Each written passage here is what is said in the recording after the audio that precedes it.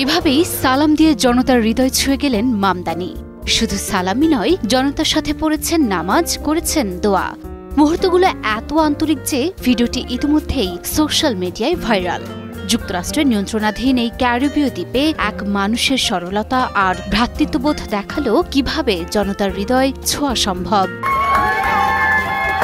Puerto রিকোর মুসলিম সম্প্রদায় এক ঐতিহাসিক মুহূর্তের সাক্ষী হয়েছে। নিউ ইয়র্কের নবনির্বাচিত মেয়র জোহরান মামদানি শুক্রবার সান হুয়ানের একটি মসজিদে উপস্থিত হয়ে নামাজের কাতারে সাধারণ মুসল্লিদের সঙ্গে দাঁড়িয়ে নামাজ আদায় করেন।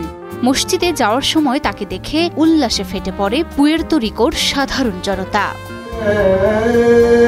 মসজিদের ভেতর জনতার সঙ্গে সকলের সাথে একসাথে দাঁড়িয়ে তিনি আল্লাহর সন্তুষ্টি অর্জনের চেষ্টায় সিজদায় লুটিয়ে পড়েন।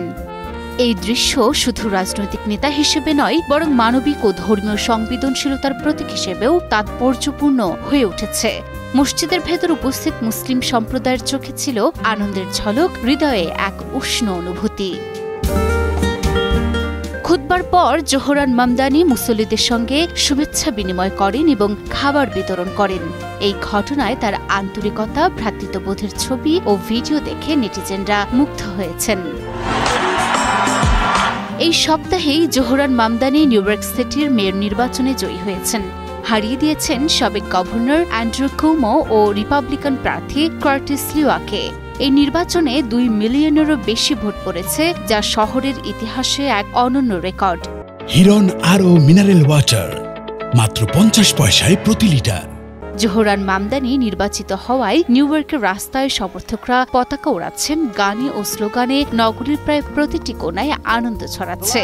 শহর যেন আজ নতুন সম্ভাবনার আলোয় আলোকিত। নির্বাচিত হওয়ার খুশির ঠিক পরপরই দায়িত্ব পালনে বিন্দুমাত্র দেরি করেননি তিনি। বৃহস্পতিবার পুয়ের্তো রিকোর সান জুয়ানে অনুষ্ঠিত বার্ষিক সোমোস কনফারেন্সে যোগ দেন, যেখানে প্রতি বছর নিউ ইয়র্কের রাজনীতিক, নীতি নির্ধারক ও লবিস্টরা একত্রিত হন। এটি তার নির্বাচনের পর প্রথম বড় রাজনৈতিক সফর, আর সেখানে গিয়েই মসজিদে নামাজ পড়ে নেটিজেনদের মন ছুঁয়ে ফেলেছেন তিনি। Report news 24।